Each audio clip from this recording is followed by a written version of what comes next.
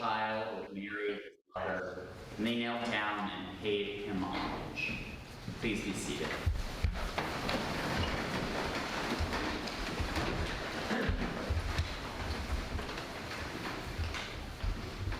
10 years ago, I had the incredible privilege of spending Christmas in the Holy Land, traveling around Israel, or Jerusalem, in the West Bank, Palestine, and to Jordan. That year, a friend and I were teaching English in the Republic of Georgia, and were given this opportunity to spend our Christmas break basically anywhere else. They offered to fly us home for our 3-week break, or for us to go anywhere else where the tickets would be the same price or cheaper. I think we realized just how close we were to the Holy Land, closer than I had ever been. And it was just a few hours flight from Tbilisi to Tel Aviv. And so being 22 years old and having limited internet access, me and a friend who I was able to talk into this crazy plan, decided to set out on this journey to go to the Holy Land. And that's about as far as our planning went. We had a departure date and a return date. And we had found via this website, Couchsurfing, we had found a couch of these few Israeli college students to sleep on for the first few nights we were there. We had an idea of a few places that we definitely wanted to see, a few places we might want to see, and we loaded up everything we thought we would need into our backpacks, and we went.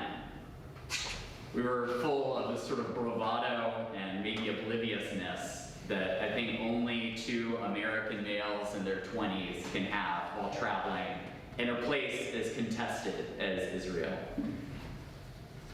And mostly things didn't go wrong. Mostly. And so we went on this journey with no plan, with no idea where it would lead us, with what we would find along the way. And I think I went with certain expectations of what would be meaningful about the trip, what I would experience, what would happen along the way. I think I expected for there to be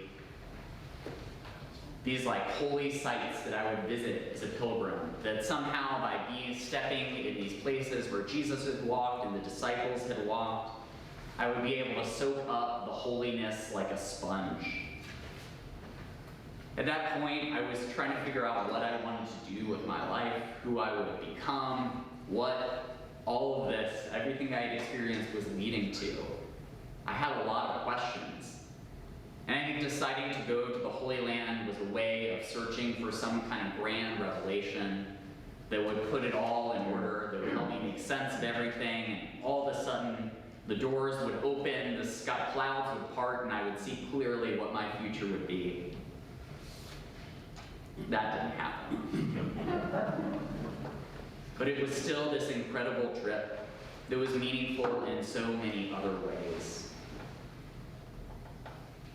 In our gospel reading today, we hear about another journey.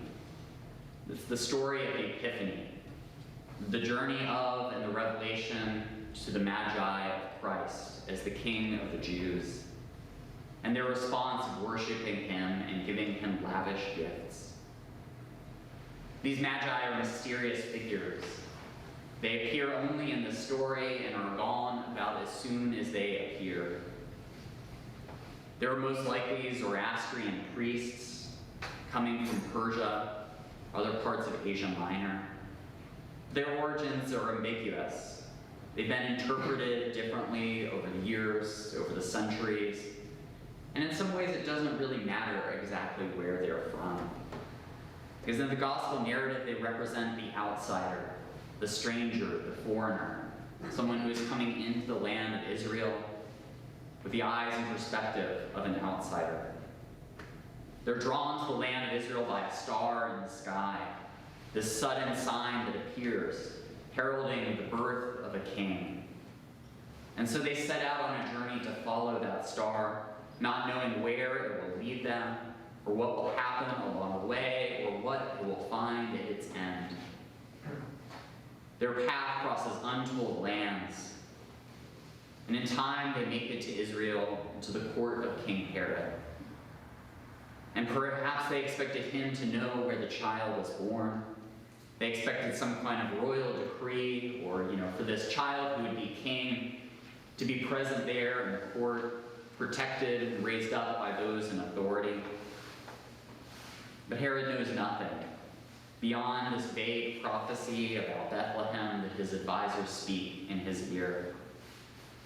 And so the Magi continue their journey, still uncertain of its end. That same star that led them to Israel leads them to a house where Mary and Jesus are. And perhaps there in that house, the Magi expected to find the trappings fit for a king, to find a child draped in fine silk and purple robes. But instead they find a poor young woman from the backwaters of Israel, holding her infant son in a house not their own. There's nothing about them that's ostentatious or exalted, nothing to signal royalty or any kind of prestige. That's not the place you would expect to find a king. And yet the Magi know that they have been led there, that this is what they had been searching for. They could never have predicted it ahead of time, but when they're there in that moment, they know it. This is what they've been searching for. And so they lay the gifts that they had brought at the feet of the Christ child, and trusting their own instincts and the revelation that comes to them in a dream over Herod's request, they refuse to tell King Herod of the child, and they go home to their own country by another road. The Magi followed a new star to an unfamiliar land, uncertain of where they would end up or what they would find. They took a risk. They acted on faith, and as a result, they encountered something that they couldn't have imagined.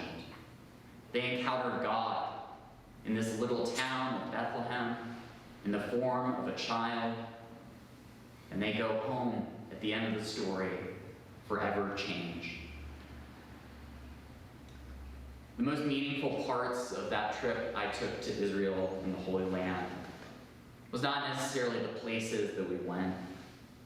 It wasn't walking on the stones where Jesus himself may have trod.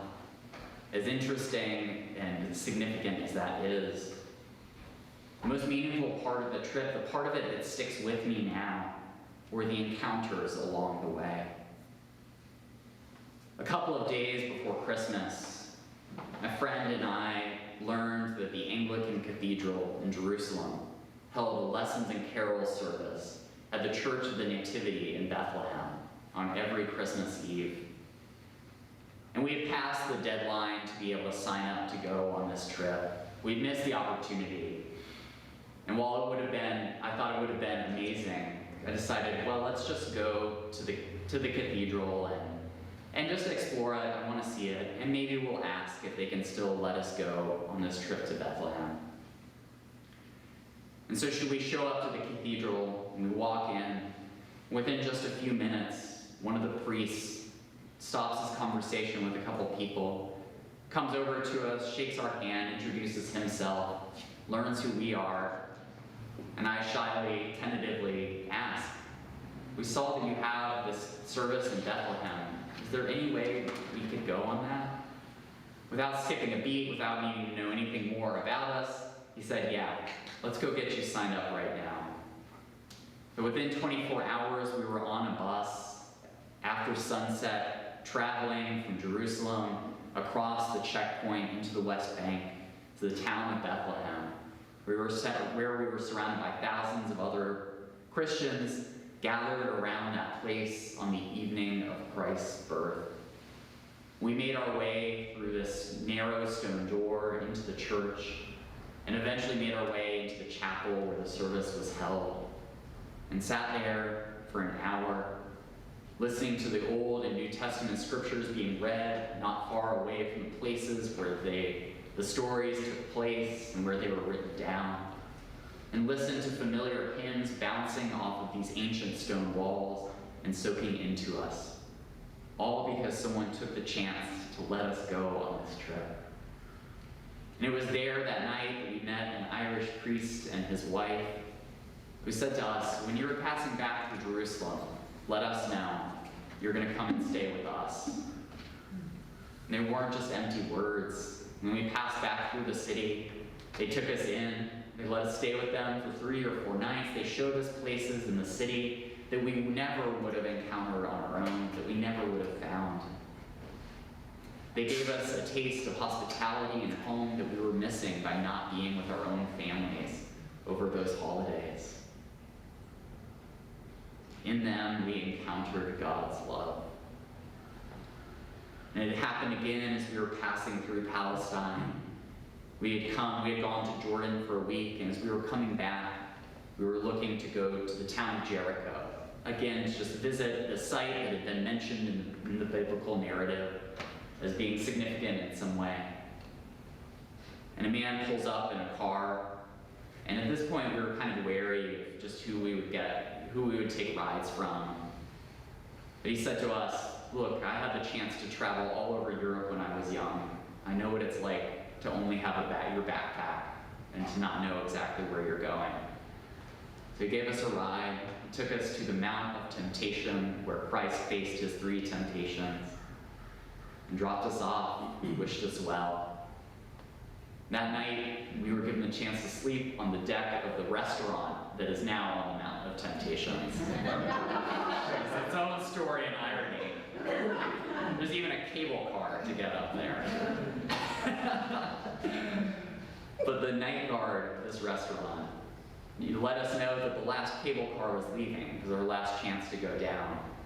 We said, no, we'll hang out. We'll walk down if we need to. We didn't really have a plan for what this night would be. And after 30 minutes of seeing us still on the deck, just kind of biding our time, he comes to us and in broken English says, do you want sleeping here? Said, we looked at each other, looked at him, said, can we? And he said yes. So we set up our sleeping bags on the deck of this restaurant looking out over the valley below. And 30 minutes later, he came with a tray full of instant coffee and cookies from packages and sat with us for a couple hours, telling us stories of his life, of his concerns about his kids spending too much time on the computer, which is apparently something that cuts across all cultures. And shared with us his worries about his own homeland, the land of Palestine, water being taken from the Jordan River, the intense geopolitical strife of that region. And those 2 men in Jericho, on the Mount of Temptation, we encountered God's love in a way and in a place that we never expected. All of our expectations of what that trip would be were overturned. We set out not knowing exactly where we were going or what we would find. And we found God revealed to us in unexpected and unlikely places. Not in the stones of holy sites necessarily, not in the places where we thought we would go and where we would find God, but in the people, in their kindness, in the hospitality of strangers. And we went home by another road. We went home transformed and changed in those interactions. The journey of the Magi is the journey of a life of faith.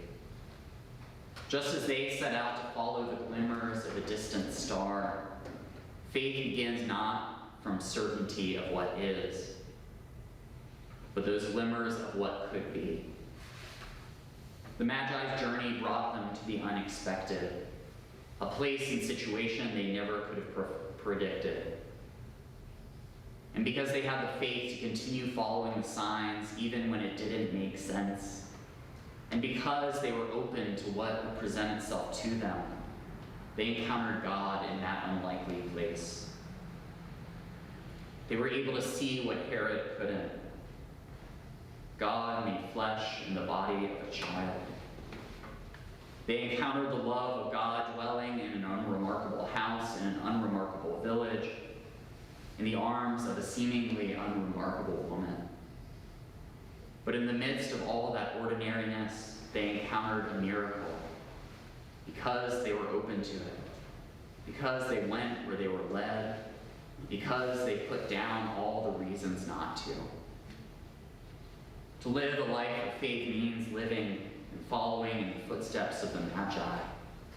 It means taking risks, setting off down unknown roads, not knowing where they will lead us or what they will ask of us.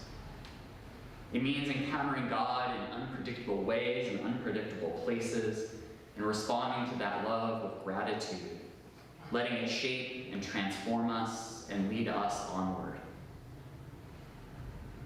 And so on this day that we celebrate the Epiphany, the arrival of the Magi to the Christ child, may we remember those Magi. May we follow their willingness to receive and be received by Christ. May we share in their faith, a faith that was willing to take risks and to follow God's call to new and unexpected places.